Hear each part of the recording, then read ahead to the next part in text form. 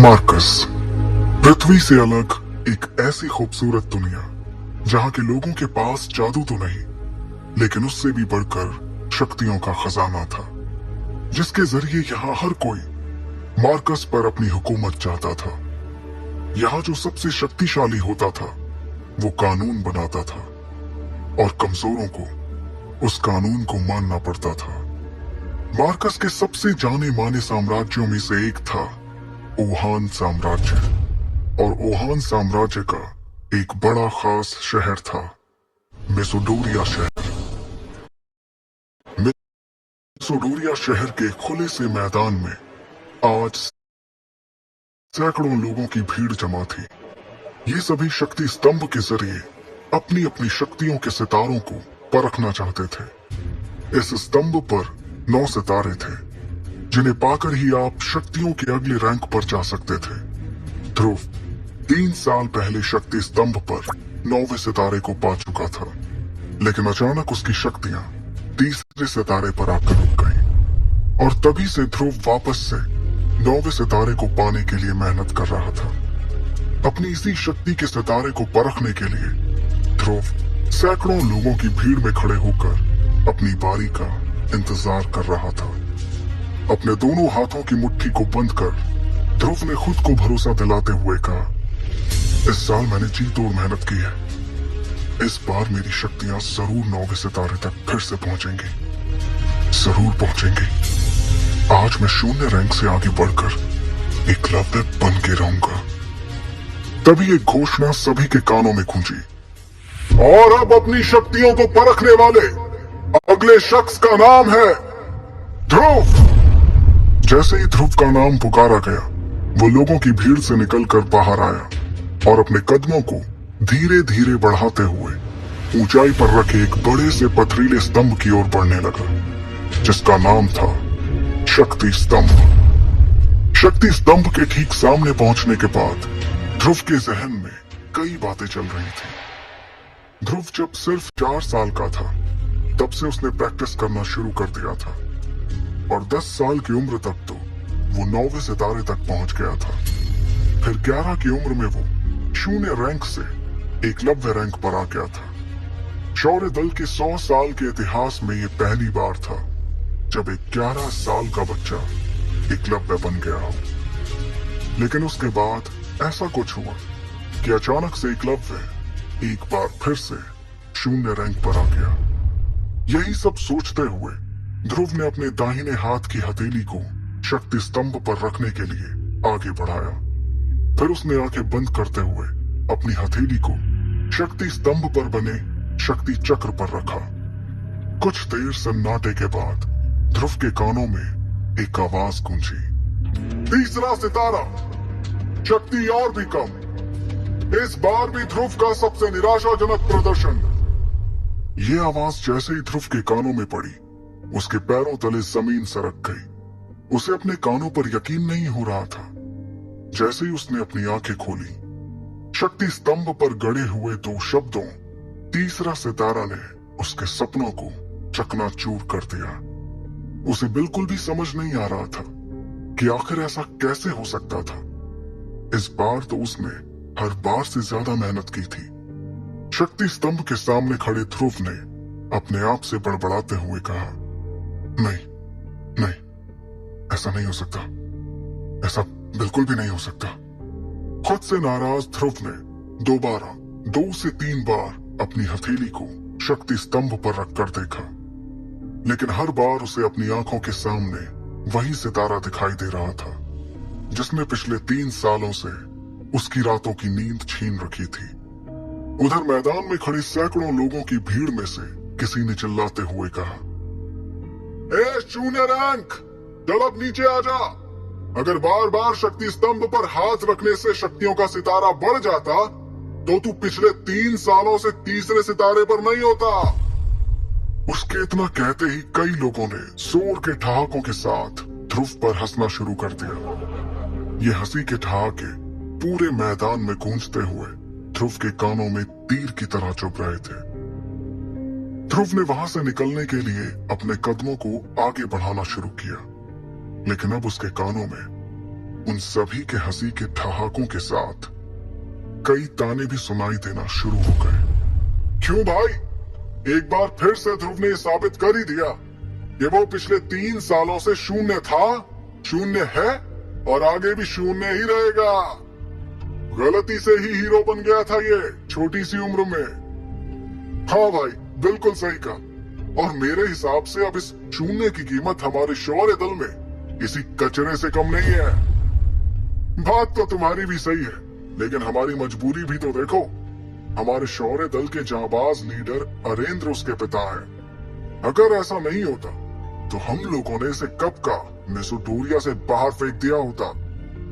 लोगों के मुंह से निकलते ताने ध्रुव के दिल में बेचैनी और घबराहट पैदा कर रहे थे। ये घबराहट अब उसके चेहरे पर भी साफ साफ नजर आ रही थी, जिसे वहीं पर मौजूद उसकी सबसे अच्छी दोस्त इरा भी भाग चुकी थी।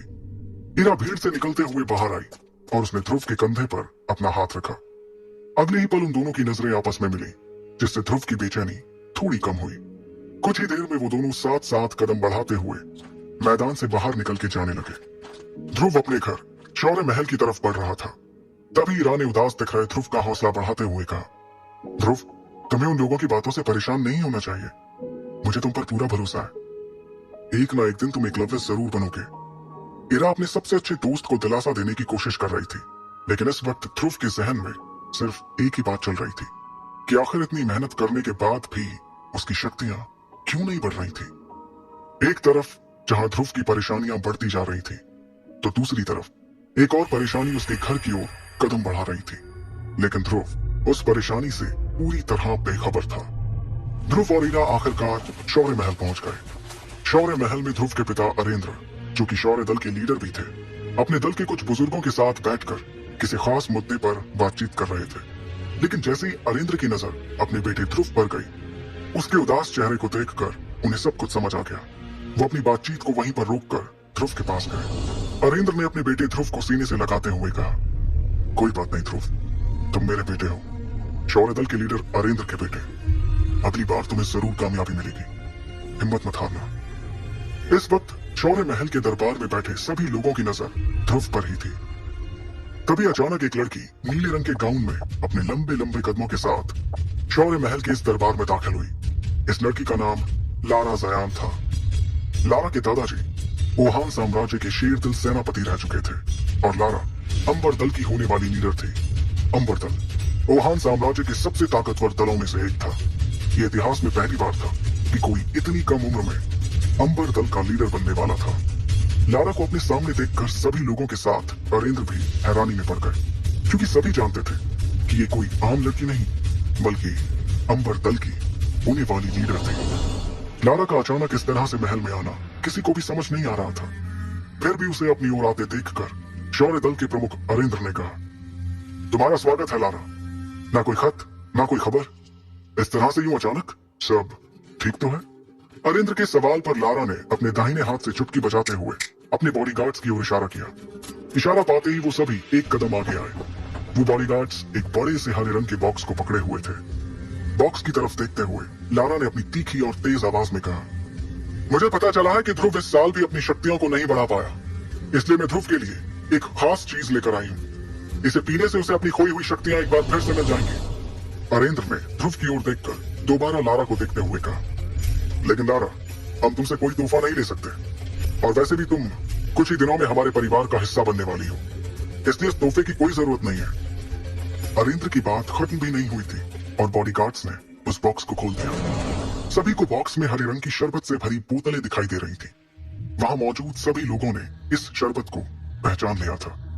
अरेंद्र ने उस शरबत की ओर हैरानी से देखते हुए कहा, करिश्माई शरबत? ये तो बहुत ही कीमती शरबत है। हम तुमसे इतना कीमती तोहफा बिल्कुल भी नहीं ले सकते लारा। लारा ने देरी किए बिना तुरंत अरेंद्र से कहा, आप जानते हैं ना कि ये करिश्माई शरबत ध्रुव के लिए कितना फायदेमंद साबित हो सकता है। मुझे लगता है कि ध्रुव को इस शरबत को ले लेना चाहिए, क्योंकि अब तो शहर में ध्रुव के लिए तरह तरह की बातें भी होने लगी हैं। उसकी बात का जवाब देते हुए अरेंद्र ने कहा, मैं जानता हूं लारा, और मैं ये भी जानता हूं कि इस करिश्माई शरबत के कई फायदे हैं, लेकिन इस बात से भी इनकार नहीं किया जा सकता कि इससे ध्रुव को कोई फायदा नहीं होगा, क्योंकि उसकी शक्ति 9 सितारों से ऊपर नहीं है। और तुम ये जानती हो ही कि अगर 9वें सितारे से कम शक्ति वाला कोई इस शरबत को लेगा तो इससे उसकी शक्तियां और भी कम हो सकती है। अरेंद्र अपनी बात को पूरी करते उसके पहले ही लारा ने उन्हें टोकते हुए कहा, हाँ मैं जानती हूँ कि शक्तियां कम भी हो सकती हैं, तो इसमें इतना परेशान होने वाली कौन सी बात है। ध्रुव का शक्ति का सितारा तो वैसे भी 3 पर ही है। ध्रुव के पास अब हारने को बचा ही क्या है। इससे पहले कि अरेंद्र कुछ कहते, लारा की इस बात पर अब ध्रुव ने अपनी चुप्पी तोड़ते हुए कहा, मैं कभी भी अपनी शक्तियों को इस तरह से नहीं बढ़ाऊंगा लारा। तुमने ये सोच भी कैसे लिया। लारा ने भी तुरंत इस बात का जवाब दिया, अच्छा तो फिर तुम किस तरह से अपनी शक्तियां बढ़ाओगे? वैसे ही जैसे पिछले 3 साल से बढ़ा रहे हो। लारा की इस बात का ध्रुव के पास कोई जवाब नहीं था। लारा ने अरेंद्र के पास जाकर उन्हें इत्मीनान से कहा, ठीक है, अगर आप इस करिश्माई शरबत को तोहफे के तौर पर नहीं लेना चाहते तो क्या आप मुझे इसके बदले में कुछ दे सकते हैं? लारा की इस बात पर अरेंद्र ने बिना कुछ सोचे समझे कहा, हाँ बिल्कुल, क्यों नहीं, हम तुमसे इस शरबत को लिए बिना भी तुम्हें जो चाहिए वो दे सकते हैं। लारा ने बेझिझक जवाब दिया, मेरे और आपके परिवार के बड़े लोगों ने सालों पहले ध्रुव और मेरा जो रिश्ता तय किया था, मैं उसे आज तोड़ना चाहती हूं। लारा के मुंह से इस बात को सुनकर ध्रुव, उसके पिता अरेंद्र और वहां पर मौजूद सभी लोगों के पैरों तले जमीन सरक गई। एक पल के लिए वहां सन्नाटा छा गया। किसी को भी इस बात पर यकीन नहीं हो रहा था कि लारा ने अपने और ध्रुव के रिश्ते को तोड़ने की बात कही थी। अगले ही पल अरेंद्र ने अपनी नाराजगी जाहिर करते हुए तेज आवाज में कहा, लारा, ये जानते हुए भी कि यह रिश्ता तुम्हारे और हमारे परिवार के बड़े लोगों ने तय किया है, तुम कैसे रिश्ते को तोड़ने की बात कर सकती हो? तुम जानती हो ना ये कितना गलत माना जाता है। अरेंद्र की नाराजगी के जवाब में लारा ने बड़ी ही बेफिक्री के साथ कहा, यह रिश्ता जरूर परिवार के बड़े लोगों ने तय किया था, लेकिन तब और अब में काफी फर्क आ चुका है। आज मेरे और मेरे परिवार के लोगों की शक्तियां कहां से कहां पहुंच चुकी हैं, जबकि ध्रुव पिछले 3 सालों से वहीं पर अटका हुआ है। लारा के मुंह से अपने और अपने परिवार की बेइज्जती होते देखकर अब ध्रुव से रहा नहीं जा रहा था। उसे लारा पर बहुत गुस्सा आ रहा था। तभी लारा ने अपनी बात को आगे बढ़ाते हुए कहा, और वैसे भी सभी जानते हैं कि मैं इस वक्त अंबर दल की लीडर बनने वाली हूँ, और इसके लिए ये बहुत जरूरी है कि मेरा किसी कमजोर के साथ कोई संबंध ना हो। इसलिए बेहतर यही होगा कि यह रिश्ता आगे बढ़ने से पहले यहीं पर टूट जाए। अंबर दल की लीडर बनने वाली बात पर गौर करते हुए अरेंद्र ने उससे कहा, तो ये है असली बात, बाकी सब तो तुम्हारे लिए एक बहाना था, सिर्फ एक बहाना। तुम्हें परिवार की कोई फिक्र नहीं है। तुम्हारे सिर पर तो सिर्फ सबसे शक्तिशाली बनने का जुनून सवार है, और इसलिए तुम इस रिश्ते को तोड़ना चाहती हो। इस बार लारा ने बेशर्मी से जवाब देते हुए कहा, तो आप ही बताइए कि मैं कैसे उस इंसान से अपना रिश्ता जोड़ लूं जो पिछले 3 सालों से अपनी शक्तियों को बढ़ा नहीं पा रहा। लारा की इस बात का वाकई में वहां पर किसी के पास कोई जवाब नहीं था। तब लारा ने दोबारा उस करिश्माई शरबत की तरफ देखते हुए कहा, अब आपके लिए यही बेहतर होगा कि आप मेरी बातों को मान लें और इस करिश्माई शरबत को स्वीकार करते हुए इस रिश्ते को तोड़ दें, क्योंकि आप भी जानते हैं ये शरबत कितना कीमती है और ध्रुव के लिए कितना जरूरी है। अब ध्रुव के सब्र का बांध भी टूट चुका था। वो लारा के ठीक सामने आकर खड़ा हो गया और उसकी आंखों में आंखें डालते हुए बोला, ठीक है, तुम्हें इस रिश्ते को तोड़ना है तो ये टूटेगा, जरूर टूटेगा। ध्रुव के इतना कहते ही सभी हैरानी से उन दोनों के चेहरे की तरफ देखने लगे। तभी ध्रुव ने अपनी बात को आगे बढ़ाया, लेकिन इस रिश्ते को तोड़ने से पहले हमारी शादी होगी, और उसके बाद मैं तुम्हें तलाक देकर इस रिश्ते को हमेशा हमेशा के लिए तोड़ दूंगा। बताओ, है मंजूर? ध्रुव की इस बात पर लारा ने तपाक से गुस्से में झल्लाते हुए कहा, ये क्या बकवास कर रहे हो तुम? तुम्हें मालूम भी है इससे मेरे परिवार की कितनी बदनामी होगी? तब ध्रुव ने बड़े ही इत्मीनान से जवाब देते हुए कहा, तो जो तुम कर रही हो उससे हमारे परिवार की बदनामी नहीं होगी। जब बदनामी होनी ही है तो क्यों ना दोनों की ही हो। इस जवाब पर लारा ने तेवर दिखाते हुए कहा, मुझे यकीन नहीं आ रहा है कि मैं उसी ध्रुव से बात कर रही हूं जिसे मैं कुछ सालों पहले मिली थी। ध्रुव ने बिना वक्त गवाए अपने उसी अंदाज को बरकरार रखते हुए कहा, मुझे भी यकीन नहीं हो रहा है कि कैसे तुम इस करिश्माई शरबत की आड़ में इस रिश्ते को खत्म करने के लिए बिना कुछ सोचे समझे यहाँ चली आई। इतनी बातें करते हुए ध्रुव और लारा दोनों के चेहरे एक दूसरे के बहुत ही नजदीक आ गए थे। उन दोनों की आंखें एक दूसरे को घूरे जा रही थी। माहौल गर्माता हुआ देखकर लारा के बॉडीगार्ड्स अपनी जगह से आगे बढ़े, लेकिन अगले ही पल लारा का एक इशारा मिलते ही उन सभी ने अपने आप को रोक लिया। फिर लारा ने अपनी बात को आगे बढ़ाते हुए कहा, मेरे पास एक तरीका है जिससे हम इस रिश्ते का फैसला कर सकते हैं। ध्रुव ने उससे पूछा, और वो क्या है? लारा ने कहा, 3 साल बाद हम दोनों के बीच एक मुकाबला होगा। अगर उस मुकाबले में मैं जीत गई तो तुम्हें इस रिश्ते को तोड़ना होगा, और अगर तुम जीत जाते हो तो वही होगा जो तुम चाहोगे। लारा की ये शर्त सुनते ही शौर्य महल में एक सन्नाटा छा गया था। अब सभी की नजरें ध्रुव के जवाब का इंतजार कर रही थी। क्या ध्रुव अपनी मंगेतर लारा की शर्त मानेगा? आखिर क्या वजह है जो ध्रुव की शक्तियां पिछले 3 सालों से आगे नहीं बढ़ पा रही थी? कैसे लड़ेगा ध्रुव अपने से शक्तिशाली लारा से? आगे की कहानी